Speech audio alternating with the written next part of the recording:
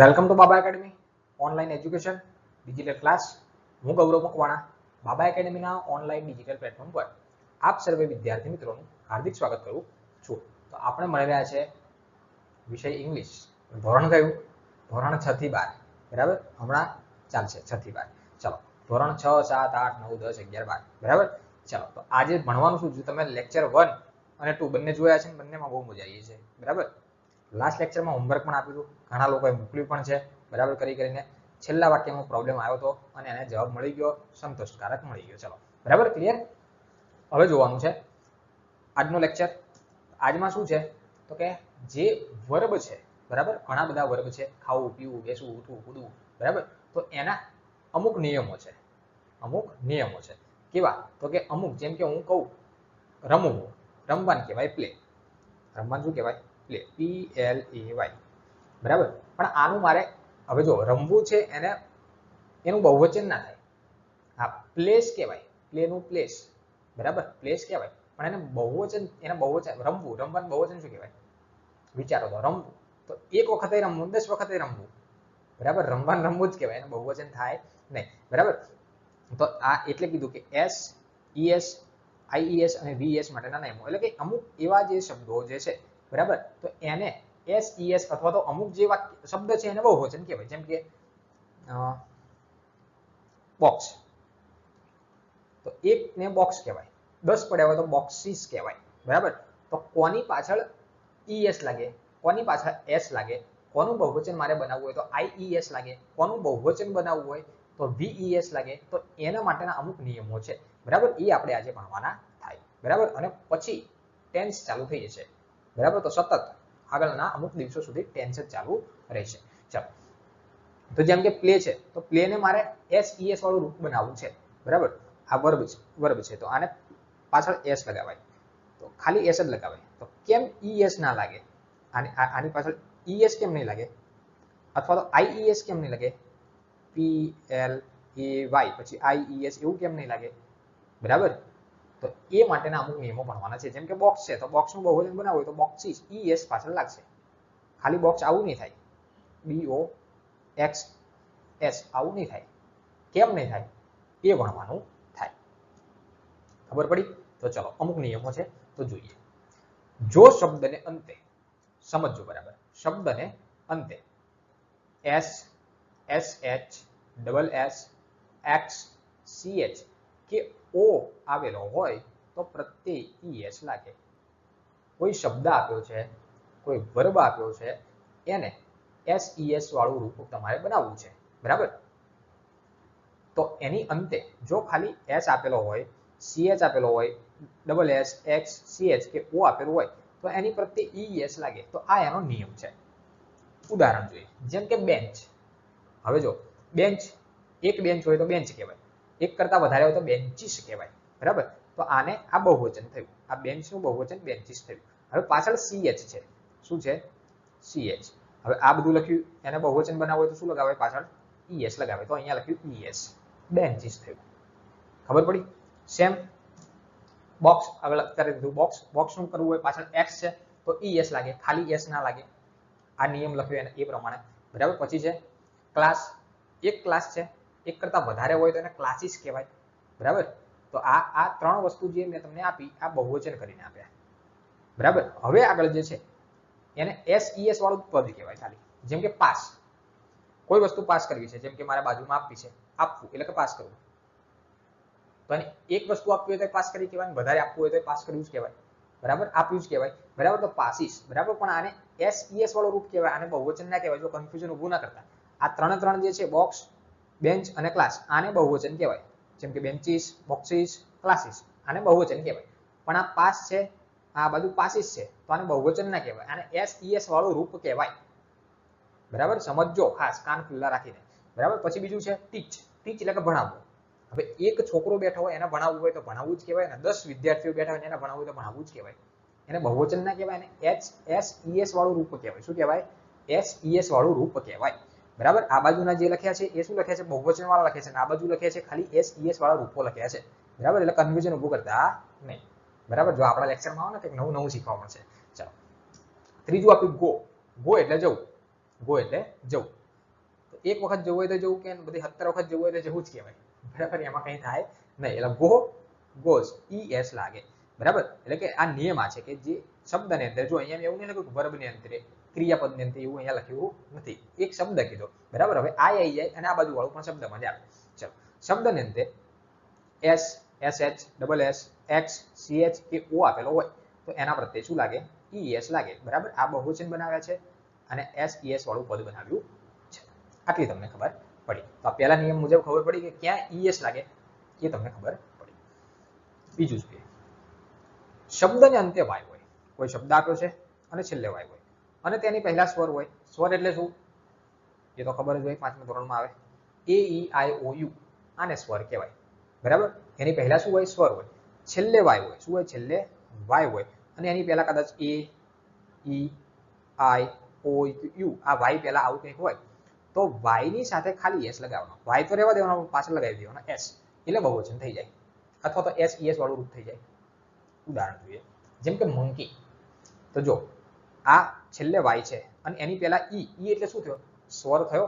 ઈ એટલે આમાંથી થયો, આ જો ઈ થયો, ઈ એટલે સ્વર થયો. તો આને બહુવચન મંકીઝ કરવું હોય તો ખાલી એસ લગાવવાનો. આગળનું મંકી એમ ખાલી એસ લગાવવાનો. ડોંકી, પાછળ વાય છે એની પહેલા ઈ છે એટલે સ્વર છે તો ડોંકીઝ થઈ જશે. તો આ બંનેને બહુવચન કહેવાય. બંનેને શું કહેવાય? બહુવચન. હવે SES વાળું જોઈએ. પ્લે, હમણાં જ કીધું, આ PLAY, આની આગળ એ છે અને વાય છે એટલે શું થયું? આ સ્વર વાળું થયું, બરાબર. તો પ્લે એટલે રમવું, આ ક્રિયા થઈ. એક વખત રમવું તો રમવું, 10 વખત રમવું તો રમવું. તો આને S વાળું પદ કહેવાય, બરાબર. બહુવચન ના કહેવાય, બહુવચન કહેવાય નહીં, પ્લેસ કહેવાય. શું કહેવાય? પ્લેસ. હવે આ ક્યાંય ઉપયોગમાં આવે છે? આ ક્યાં ઉપયોગમાં આવે છે? ટેન્સ આવશે એટલે કહીશ, કેમ કે એના માટે જ છે આ બધું, એના માટે ભણાવીએ છીએ. ચાલો, સે એટલે બોલવું. તો સેજ, બરાબર. પાછળ વાય છે એની પહેલા એ છે, બરાબર. સે એટલે બોલવું. એક વખત બોલવું હોય તો બોલવું જ કહેવાય, 10 વખત બોલવું હોય તો બોલવું જ કહેવાય, બરાબર. ચલો, આ ખબર પડી. Done, clear. જોઈએ આગળ. આ બે નિયમ સમજાય. પહેલો નિયમ શું હતો? ES ક્યાં લાગે અને S ક્યાં લાગે? ES ક્યાં લાગે? તો કે S, SH, double S, X, CH, આમાં E લાગે, ES લાગે. અને વાય ક્યાં હોય? સ્વર પહેલા સ્વર હોય ને પછી વાય હોય તો ખાલી એસ લાગે. ચલો, ડન. આગળ જોઈએ. ચલો, આગળના બે નિયમ ક્લિયર. ત્રીજો નિયમ. ત્રીજા નિયમમાં શું આપ્યું? શબ્દને અંતે વાય હોય. હવે જો પેલું ખબર પડી કે એની પહેલા સ્વર હોય તો મગજમાં પ્રશ્ન આવ્યો કે સ્વર ના હોય તો શું કરવાનું, બરાબર. તો આવી ગયો તમારા મગજમાં પ્રશ્ન આવ્યો, હું એનો જવાબ ના આપું તો ભાઈ તકલીફ પડે ને, બરાબર. તો એ તમારા જે પ્રશ્ન થયો કે સાહેબ સ્વર હતો તો ખાલી એસ લગાવ્યો, પણ સ્વર ના હોય તો શું કરવાનું? તો એ આવ્યું. ચાલો, જો શબ્દને અંતે વાય હોય અને તેની પહેલા વ્યંજન હોય, સ્વર સિવાયના, આ 5 સિવાયનો કોઈ પણ શબ્દ હોય તો વાયની જગ્યાએ IES લગાવવાનો. વાયને કાઢી નાખવાનો અને IES લગાવવાનો. વાયને કાઢી નાખવાનો અને IES લગાવવાનો. ચાલો, જેમ કે બેબી, બરાબર. છેલ્લે છે વાય અને એની પહેલા AEIOU, એની સિવાયનો ABCD માંથી કોઈ પણ અક્ષર છે એટલે બેબી. તો શું કરવાનું? આ વાય કાઢી નાખવાનો, તો બેબી IES લગાવવાનો. બી તો રહેવા દેવાનો, બરાબર. વાય કાઢી અને IES, તો આ શું થયું? બેબી. એટલે કે એક બાળક, એક કરતા વધારે બાળકો, બરાબર. બેબીઝ, બરાબર. બહુવચન થયું, આ બહુવચન છે. સેમ સ્ટોરી, છેલ્લે વાય છે એની આગળ આઈ છે તો સ્ટોરીઝ, વાર્તાઓ. પછી છે, હવે આ બદલાયું, બરાબર. આગળ જો, બરાબર. જો આ કન્ફ્યુઝન ઊભું ના કરતા, આ બાજુ બહુવચન વાળું છે, બહુવચન બતાવે છે, આ બાજુ SES IES વાળું બતાવે છે ખાલી. ટ્રાય, હું કંઈક ઇંગ્લિશ બોલવાનો પ્રયત્ન કરું. હવે એક વખત બોલવાનો પ્રયત્ન કરો છે તો પ્રયત્ન કર્યો જ કહેવાય, ટ્રાય કરી જ કહેવાય. 10 વખત કર્યું તો ટ્રાય કરી જ કહેવાય. કેટલી બધી ટ્રાયો કરી એવું ના કહેવાય, બરાબર. ચલો, ટ્રાય તો ટ્રાઈસ, IES, વાય નીકળી જાય, IES લાગે. ક્રાય, એક જ વ્યક્તિ રોવે છે તો રોવું કહેવાય, રોવે છે કહેવાય. 10 વ્યક્તિ રહે તો રોવે છે એવું જ કહેવાય, બરાબર. ક્રાઈસ. Done, clear. જોઈએ આગળ. જો આ બે 3 ઉદાહરણ મૂકે છે, બરાબર. આ હોમવર્કમાં બધું આવે છે, શાંતિ રાખો, હોમવર્ક આવે છે એમાં. ચાલો, જો શબ્દને અંતે F અથવા તો FE હોય, કોઈ શબ્દ આપ્યો છે એને અંતે શું હોય? F હોય અથવા તો FE હોય, તો F ની જગ્યાએ F નીકળી જાય અને VES લાગે. F ને અથવા તો FE ને કાઢી નાખવાનું અને VES લગાવવાનું. જોઈએ, જેમ કે લખ્યું છે નાઇફ, બરાબર. એટલે કે છરી ચપ્પુ થાય, બરાબર. નાઇફ, આ કે સાયલેન્ટ છે, નાઇફ.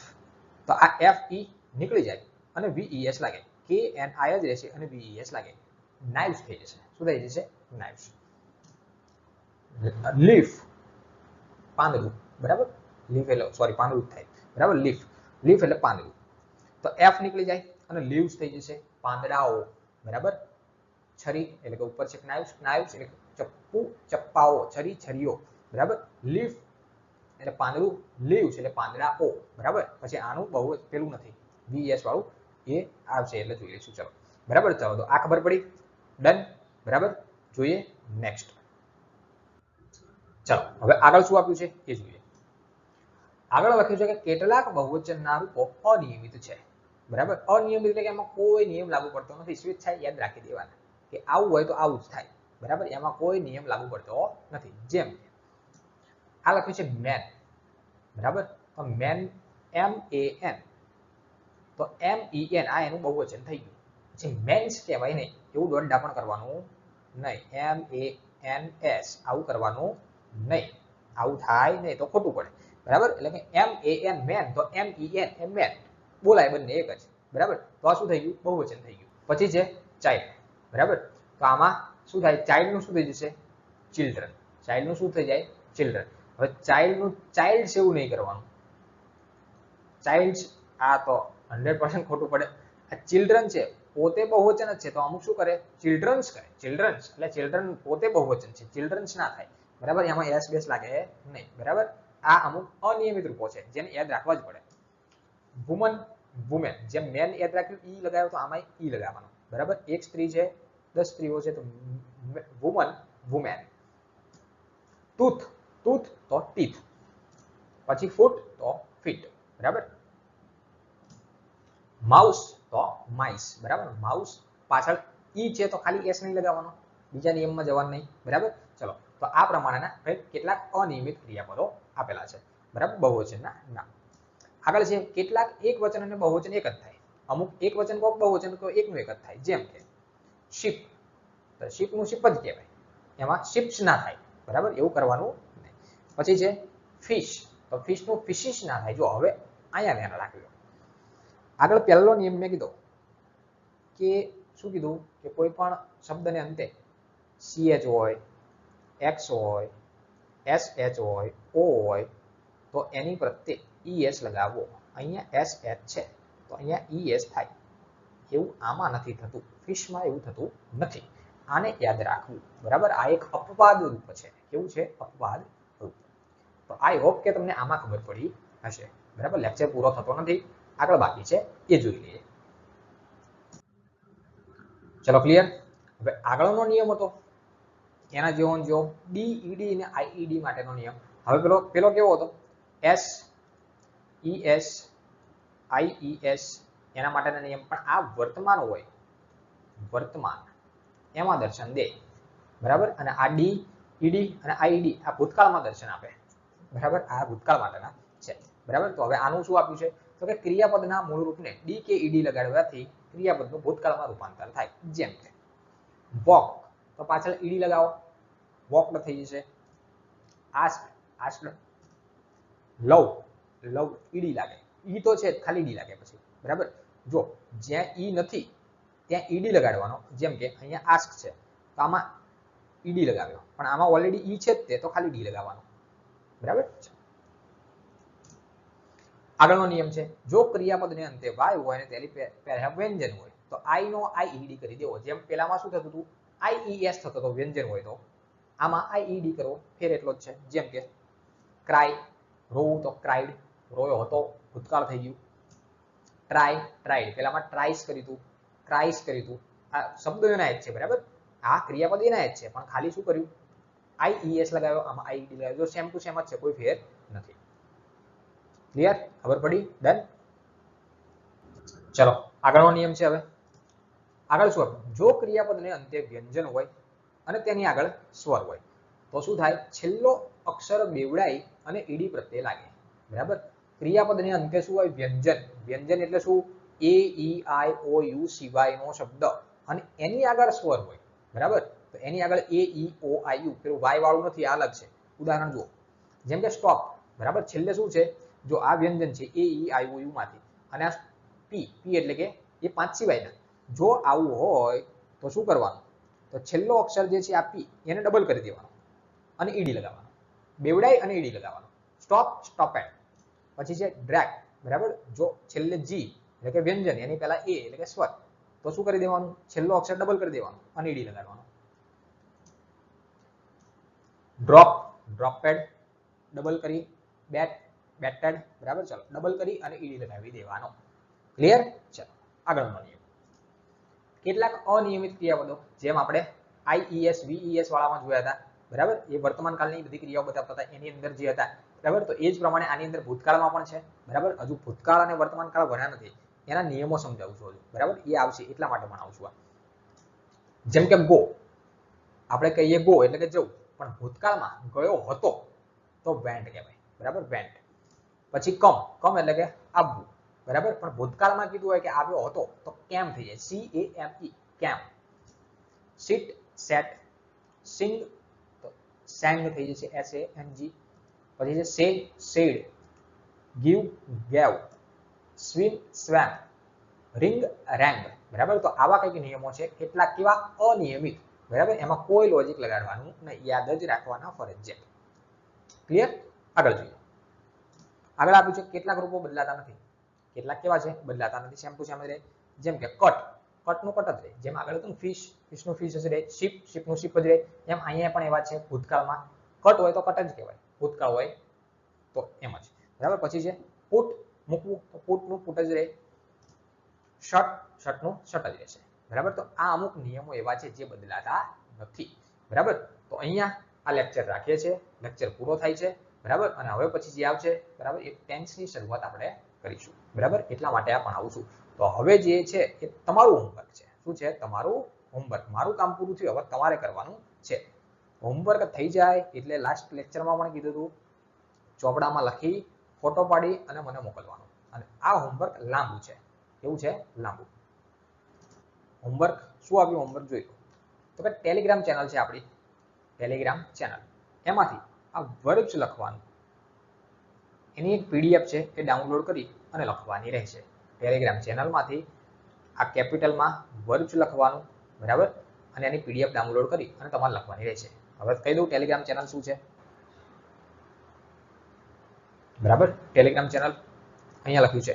ટેલિગ્રામ ચેનલમાં તમારે સર્ચ શું કરવાનું, તમે ટેલિગ્રામ ઓપન કરો, ટેલિગ્રામ ઓપન કરો એટલે જે સર્ચ બોક્સ છે એની અંદર આ લખવાનું @BABCADEMY144. શું લખવાનું?